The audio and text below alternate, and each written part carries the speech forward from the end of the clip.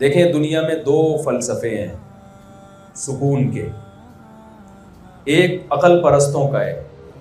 عقل پرست کہتے ہیں کہ انسان کی جب تمام خواہشات پوری ہو جائیں گی تو وہ سکون اور اطمینان کی زندگی میں چلا جائے. کو مادہ پرستی کہا جاتا ہے. مذہب کا دعویٰ یہ ہے کہ انسان کی اگر تمام خواہشات پوری ہوں تو محمد صلی اللہ علیہ وسلم کی صحیح بخاری صحیح مسلم کی حدیث ہے لو کان لابن آدم وادیا من ذهب احب ان یکون له وادیان، کہ اگر انسان کی ساری خواہشات پوری ہوں اور اس خواہشات پوری ہوتی ہیں اکثر پیسے سے، تو اتنا پیسہ دے دیا جائے کہ سونے کی ایک وادی دے دی جائے، دو پہاڑوں کے درمیان سونا بھر کے دے دیا جائے. تو مادہ پرست انسان کیا کہے گا؟ بھائی اگر کسی کو یہ کچھ مل گیا تو وہ سکون اور اطمینان کی زندگی میں آ جائے گا. یہی کہے گا نا عقل پرست، تو یہی کہتے ہیں. لیکن وحی کی جو تعلیمات ہیں، مذہب جو ہے وہ کہتا ہے نہ، یہ سکون میں نہیں آئے گا. یہ چاہے گا کہ اس کے لیے دو ہو جائیں. یہ کیا چاہے گا کہ یہ ایک سے یہ سونے کا جو جنگل ملا ہے اس کو، یہ اگلے ہی دن سے اس کی ٹینشن شروع ہو جائے گی کہ یہ دو پہاڑوں کے درمیان جو مجھے گولڈ ملا ہے یہ جتنا ہے اتنا اور ہو جائے. تو ٹینشن ختم ہونے والی نہیں ہے، یہ بڑھے گی ٹینشن. ہم جب یہ حدیث پڑھتے تھے نا تو ہم کہتے تھے یار یہ نبی نے کہا ہے صحیح ہوگا لیکن سمجھ میں آنے والی بات نہیں ہے. بھائی ایک آدمی کو آپ تھوڑی دیر کے لیے تصور کر لینا، مجھے اور آپ کو فرض کر لیں کہ جی وہ کتنے ٹنوں من سونا ہوگا، میرا خیال ہے جو دو پہاڑوں کے درمیان ہوتا ہے، ہمیں 20 ٹن سونا دے دیا جائے تو میرا خیال ہے ہماری زندگی بھر کے لیے کافی ہے، جو چاہیں گے ہم کریں گے اس سے. لیکن بات اصل میں یہ کہ ہم یہ ابھی سوچ رہے ہیں، ابھی ہم یہ سوچ رہے ہیں. جب ملے گا نا تو پھر ہم آرام سے نہیں بیٹھ جائیں گے کہ میری تو 7 پشتیں بیٹھ کے کھائیں گی، اب میں سکون سے زندگی گزاروں. نہ، نبی نے فرمایا اس کی خواہش شروع ہو جائے گی کہ یہ اسی طریقے سے ڈبل ہو جائے. تو میں نے جب دنیا میں ٹریولنگ کی ہے تو یہ چیز اپنی آنکھوں سے دیکھی ہے.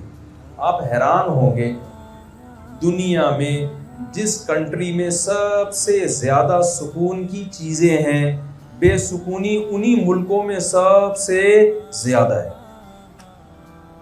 حیرت کی بات، وہ تمام ممالک جن میں سکون کی وہ چیزیں جو ہم اور آپ تصور نہیں کر سکتے، بے سکونی کا ریشو ان کنٹریز میں سب سے زیادہ ہے.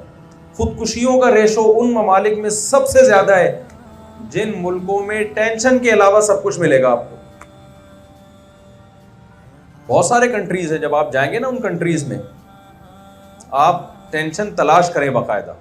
آپ گوگل پہ لکھیں بھائی یہاں ٹینشن کہاں ملے گی ہمیں، آپ کو ٹینشن کے علاوہ وہاں سب کچھ ملے گا. یعنی ٹینشن کے اسباب نہیں ملیں گے آپ کو وہاں. لیکن آپ حیران ہوں گے اتنا کچھ ہو کے لوگ ڈپریشن میں جا رہے ہیں، اسٹریس میں جا رہے ہیں، خودکشیاں کر رہے ہیں. اتنی زیادہ خودکشیاں ہو رہی ہیں، اتنی زیادہ خودکشیاں.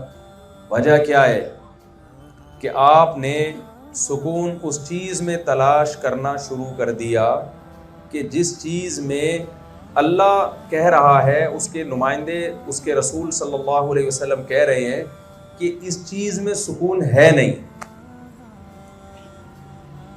کیا مطلب سونے کی وادی میں سکون نہیں ہے؟ آپ کے پاس جب اتنی دولت ہوگی نا تو آپ کی خواہشات پوری ہوں گی. تو اس حدیث کا مقصد یہ ہوا کہ جس کی خواہشات ساری پوری ہو رہی ہوں وہ سکون میں نہیں آتا، بلکہ وہ چاہتا ہے اب میری اس سے زیادہ خواہشات پوری ہوں. یہاں پھر ایک سوال پیدا ہوگا کہ جب ساری خواہشات پوری ہو گئی تو ساری خواہشات تو ختم ہو گئی نا، اب اس کے دل میں مزید خواہش کیسے پیدا ہوگی کہ مزید خواہشات تو محدود ہوتی ہیں نا، تو وہ مزید کیسے پیدا ہوں گی؟ اس کا جواب ایک شاعر نے دیا ہے کہ ما قضا احد منها لبانته ولن تہا عرب الا الى عربی. انسان کی نیچر ہے جب ایک خواہش اس کی پوری ہوتی ہے نا تو اس کا اس خواہش سے دل بھر جاتا ہے، پھر وہ لائف کو انجوائے کرنے کے لیے اس سے آگے کی چیز چاہ رہا ہوتا ہے. وہ پھر آگے کی چیز مل جائے تو سکون میں آئے گا، پھر تھوڑے دنوں کے بعد اس سے دل بھرے گا, وہ پھر اس سے آگے کا مطالبہ کرے گا, اور ایک وقت کے بعد جا کے ڈپریشن میں جانا شروع ہو جائے گا, کیونکہ یہ دنیا جنت نہیں ہے, یہاں ہر ایک کی خواہشات پوری ہوتی نہیں ہے. تو اس لیے فلسفہ ہی A to Z غلط ہے کہ آپ کی خواہشات پوری ہوں تو آپ سکون اور اطمینان کی زندگی گزارو گے. یہ بالکل غلط ہے. فرعون کی ساری خواہشات پوری ہو رہی تھی نا, تو کیسا خطرہ ہوا اس کے لیے موسیٰ علیہ السلام. کیوں موسیٰ علیہ السلام پر ایمان نہیں لایا؟ اس لیے کہ اس کی خواہشات بڑھتی جا رہی تھی روز بروز, تبھی ظلم بڑھتا جا رہا تھا روز بروز اس کا. آپ کہہ سکتے ہیں اچھا بھائی خواہشات پھر نہیں پوری کرنی چاہیے, پھر ہمیں ننگ دھڑنگ زندگی گزارنی چاہیے. اسلام نے یہ نہیں کہا کہ اپنی خواہشات پوری نہ کرو. اسلام نے یہ کہا ہے کہ ان خواہشات کو مقصد نہ بناؤ, پوری ہو جائیں ٹھیک ہے, نہیں ہو تو بھی کیا ہے ٹھیک ہے, یہ مقصد ہی نہیں. میں سمجھا پا رہا ہوں اپنی بات؟ یہ ہو جائے ٹھیک ہے, نہیں ہو تو بھی ٹھیک. جیسے آپ سفر کرتے ہو نا کہیں بس میں بیٹھ کے یا ٹرین میں آپ جا رہے ہیں, یہاں سے آپ نے ملتان جانا ہے, لاہور جانا ہے, آپ کا ہدف ملتان یا لاہور ہوتا ہے. آپ ٹرین کو اس کا ذریعہ بناتے ہیں, آپ کو اچھی سیٹ مل جائے خوش ہو جاتے ہیں, اچھی سیٹ نہ ملے تھوڑی سی ٹینشن میں جاتے ہو, لیکن آپ کو یہ تسلی ہے کہ ٹرین میری جا کہاں رہی ہے, لاہور کی طرف جا رہی ہے جہاں میں نے اترنا ہے.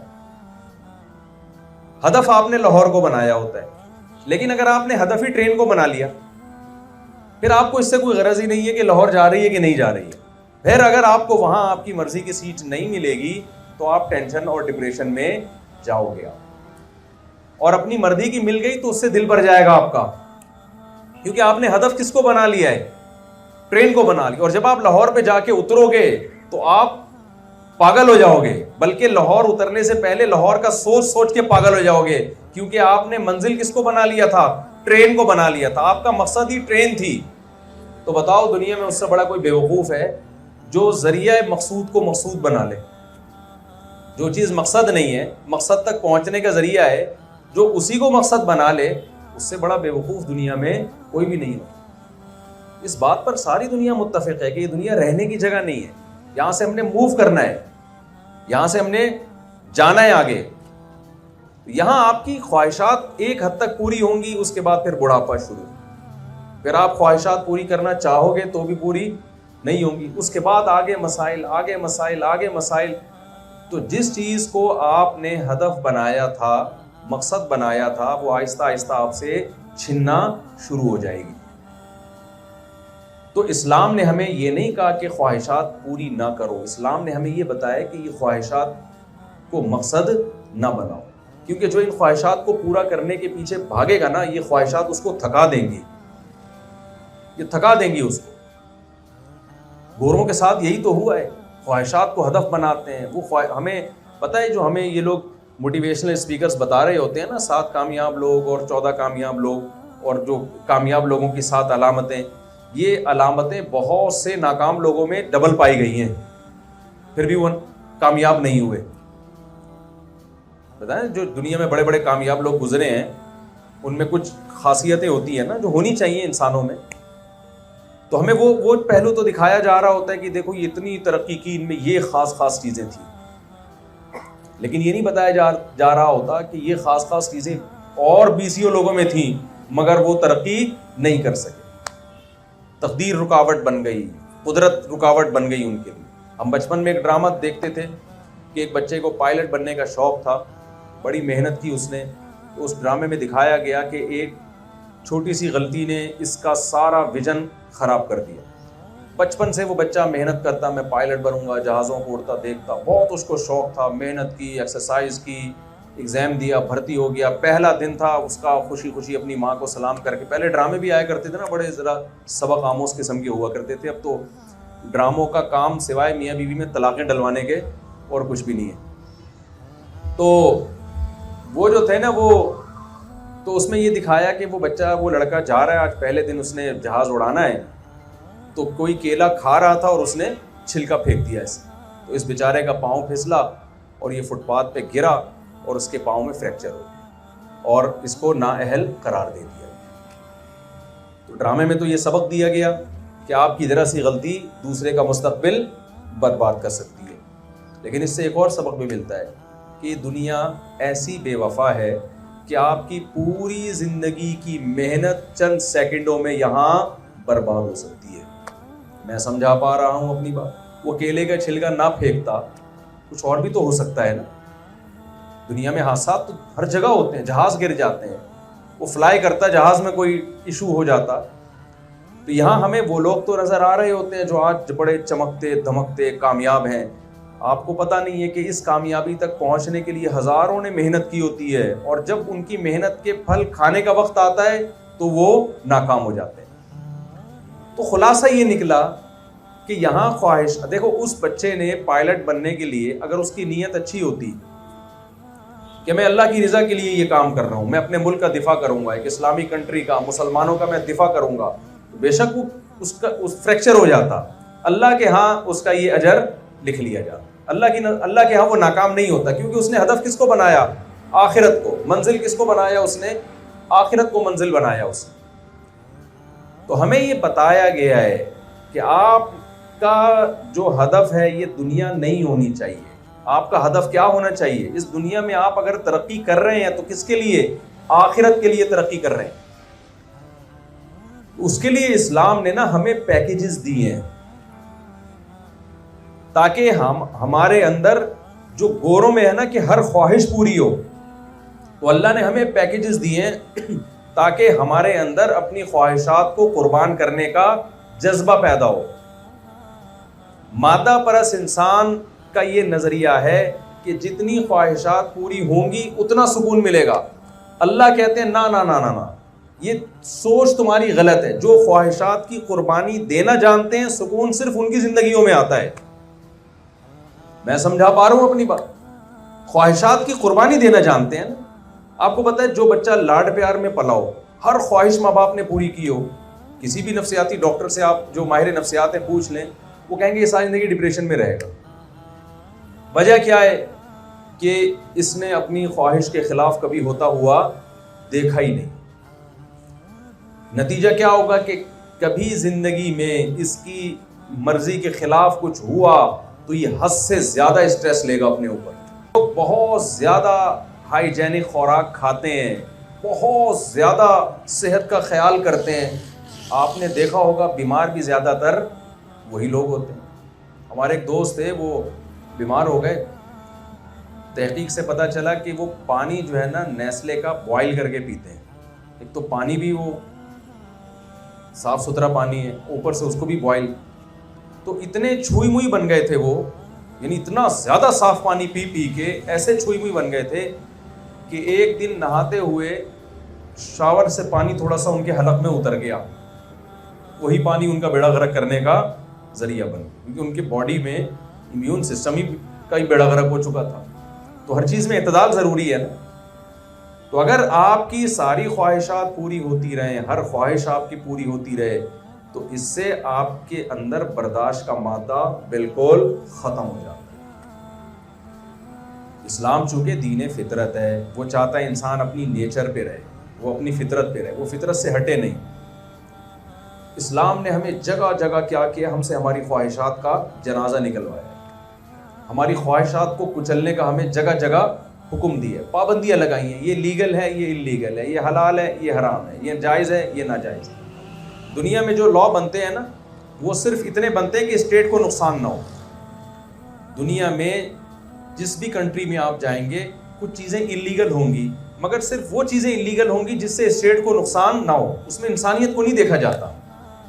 اللہ جب قانون سازی کرتے ہیں ان تمام چیزوں کو انلیگل کر دیتے ہیں جو اسٹیٹ کے لیے نہیں, اسٹیٹ سے ہٹ کے انسان کے لیے نقصان دہ ہوں. مثال کے طور پر اللہ کے قانون میں زنا انلیگل ہے, یونائٹڈ نیشن کے قانون میں زنا انلیگل نہیں ہے. وجہ کیا ہے؟ زنا کرنے والا شخص, اس کی فیملی کا جو سسٹم ہے, اس کا جو نظام ہے, گھریلو زندگی, وہ 100% برباد ہو جاتی ہے. آپ بتاؤ ایک آدمی 20 عورتوں سے منہ کالا کرتا ہو, وہ اپنی بیوی سے محبت کر سکے گا؟ وہ اپنے بچوں کو ٹائم دے پائے گا؟ تو اس سے زندگی میں بے سکون آئے گا یا بے سکونی آئے گی؟ تھوڑی دیر کی لذت ہے. اب آپ دیکھ لیں جو لوگ بدکاریاں کرتے ہیں ان کے سسٹم کو دیکھ لیں, ان کے نظام کو. میں بھی جاپان سے ہو کے آیا ہوں. جاپانیوں کی جوانی آپ کو بڑی اچھی لگ رہی ہے, 50 سال کے بعد آپ ان کی زندگی کی بدحالی دیکھیں, کیونکہ زندگی زنا میں گزر گئی, خاندان نہیں ہے, اولادیں نہیں ہیں, سارا نظام تباہ و برباد ہو رہا ہے. تو پابندیاں لگا رہا ہے اسلام جگہ جگہ پر. اسلام نے شراب پہ پابندی لگا دی, حالانکہ شراب پینے میں انسان کو سکون ملتا ہے, لیکن وہ وقتی سکون ہے. جب اس کو نہیں ملے گی تو وہ ٹینشن میں جائے گا, اور پینے کے بعد جو بہکتا ہے وہ الٹی الٹی حرکتیں کر رہا ہوتا ہے. آپ کو پتا ہے یورپ امریکہ میں کتنا سخت قانون ہے, لیکن وہاں جتنے جرائم ہو رہے ہیں نا, ان میں اگر آپ تحقیق کریں گے 90-95% جو جرائم ہے ان کے پیچھے شراب کا دخل ہوتا ہے. کسی نے پی بھی ہوتی ہے اور بندہ مار دیتا ہے جا کے. اتنی سخت قانون کے باوجود بھی شراب پینے کی وجہ سے دنیا میں جرائم بہت زیادہ ہو رہے ہیں. تو اللہ تعالیٰ نے کیا کیا, شراب پہ پابندی لگا دی. یہ وقتی سکون ہے آپ. تو اسی طرح خوب سمجھ لیں, ہر وقت کھاتے رہنا, سارا سال کھاتے رہنا, یہ چیز انسان کو اچھی تو بہت لگتی ہے, لیکن اس میں سکون ہے نہیں.